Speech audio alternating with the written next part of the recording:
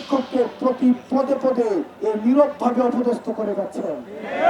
আপনি তাকে টাকা দিচ্ছেন না, অর্থ দিচ্ছেন না, বেতন দিচ্ছেন না, কিন্তু তাকে হচ্ছে একটা কথা আছে, এই অর্থ ছাড়া এই সম্মান অনেক অসহনীয়।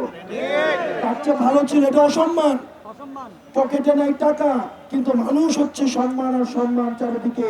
এই সম্মান এমন অসুস্থি হয় যে নামাজের পরে সুন্নত নামাজ না পড়ে তাড়াতাড়ি বাসায় চলে আসে। প্রিয় ইন্টারিম গভর্নমেন্ট, এই সরকার আমরা বিশ্বাস করি এই রাস্তার মধ্যে শিক্ষকদেরকে যেভাবে পিটানো হয়েছে এটা কোনো সভ্য রাষ্ট্রীয় চরিত্র হতে পারে না। এটা কোনো সভ্য রাষ্ট্রীয় চরিত্র হতে পারে না। অনীতি বিলম্বে এই হীন কাজের জন্য তাদেরকে ক্ষমা চাইতে হবে। আর যাদেরকে আপনারা গ্রেফতার করেছেন তাদেরকে সূর্য ডুবার আগে তাদেরকে হচ্ছে ছেড়ে দিতে হবে।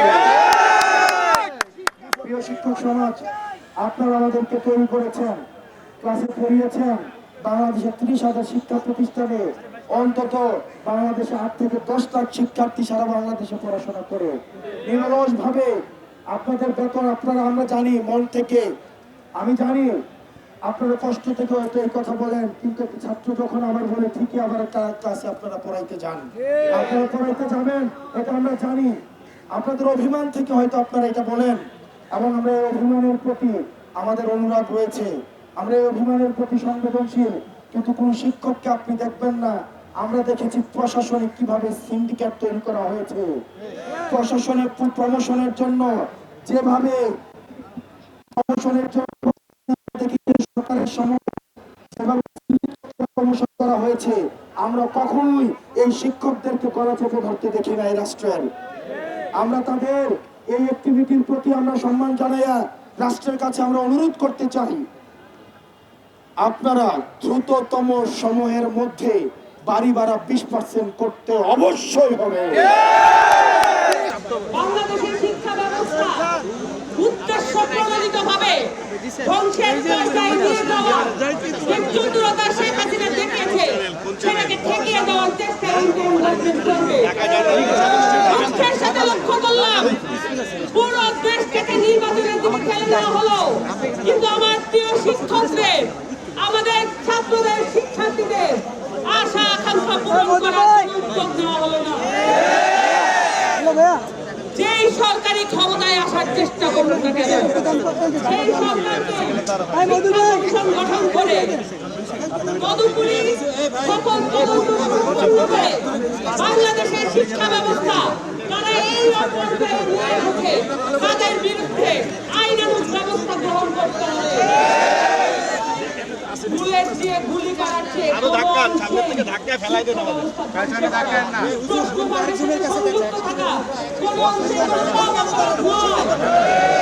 বাংলাদেশের শিক্ষা ব্যবস্থাকে ধ্বংস করার জন্য সবচেয়ে বেশি আমাদের শিক্ষকদেরকে অবমূল্যায়ন করা হয়েছে।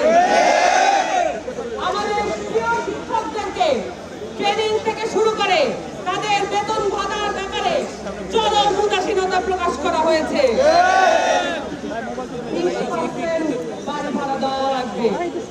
এটাও যদি ইন্টারিম গভর্নমেন্টের কাছে চাওয়া লাগে, তাহলে তাদের অবস্থান দেখে আমরা পরিষ্কার বাংলাদেশকে উন্নত করার জন্য, বাংলাদেশের শিক্ষা ব্যবস্থাকে প্রত্যেক ঘরে ঘরে পৌঁছে দেওয়ার জন্য তাদের আন্তরিকতা কতটুকু।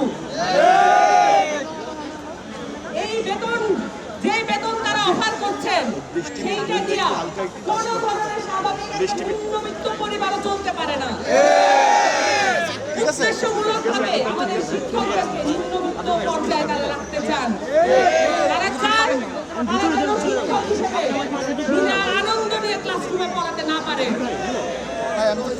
এবং আমরা শিক্ষা উপদেষ্টা নিয়োগের পরে মনে করেছিলাম শিক্ষক, তিনি শিক্ষকের মর্যাদার জায়গাটা বুঝবেন। অবাক হয়ে লক্ষ্য করলাম মাইল সংখ্যা যেদিন পরে তার নপুংসকতা।